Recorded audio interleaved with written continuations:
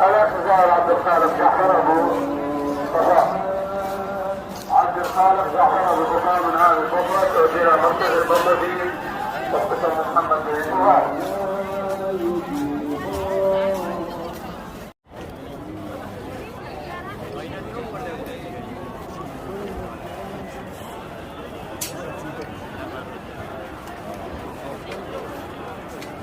الاعتذار عبد الخالق جعفر ابو صفاء.